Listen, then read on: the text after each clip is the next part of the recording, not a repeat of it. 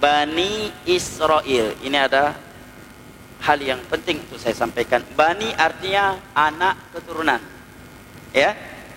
Bani Israel, anak keturunan Israel. Israel nama lain dari nama-nama Nabi Yakub alaihi salam. Siapa Israel? Ya Nabi Yakub. Siapa itu Nabi Yakub? Ya Israel alaihi salam.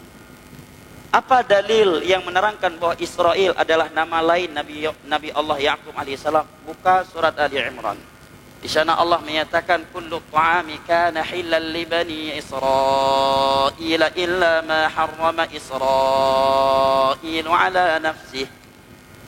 Seluruh makanan tadinya semuanya halal untuk Bani Israel, kecuali makanan yang Israel mengharamkannya terhadap dirinya sendiri, yaitu Nabi Yakub alaihissalam. Oleh karena itu, hal yang sangat fatal, kekeliruannya kata para ulama, tatkala orang murka kepada orang Yahudi yang membantai saudara-saudara kita di Palestina dan Suriah, dia menyatakan semoga Allah melaknat Israel.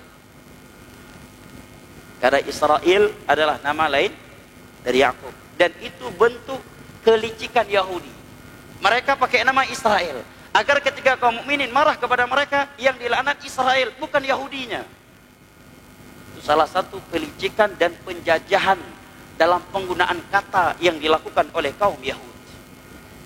Karena kaum muslimin tidak mengetahui sejarahnya dan tidak memahami kalimat-kalimat yang mereka keluarkan dari mulut mereka, asal ucap saya semoga gelaknat Israel. Pada Israel adalah nama lain Nabi Yakub. Kalau kita marah dan ingin melaknat orang-orang Yahudi yang membantai saudara kita di Palestina, maka ucapan yang benar semoga Allah melaknat dan membalas perbuatan biadab orang-orang Yahudi yang membantai saudara-saudara kita di Palestina. Itu baru tepat.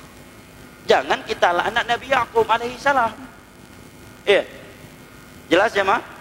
Bani Israel anak keturunan Yakub dari kalangan Yahud atau Nasara yang terkadang juga disebut dengan Ahlul Kitab.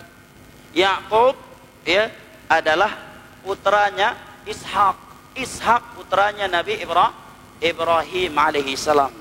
Seluruh para nabi dan para rasul setelah Yakub adalah anak keturunan beliau, kecuali Nabi kita Muhammad sallallahu alaihi wasallam. Beliau putranya Ismail yang merupakan pamannya Yakub alaihi salam. Bang Yah Nabi Yakub Ishak. Nah,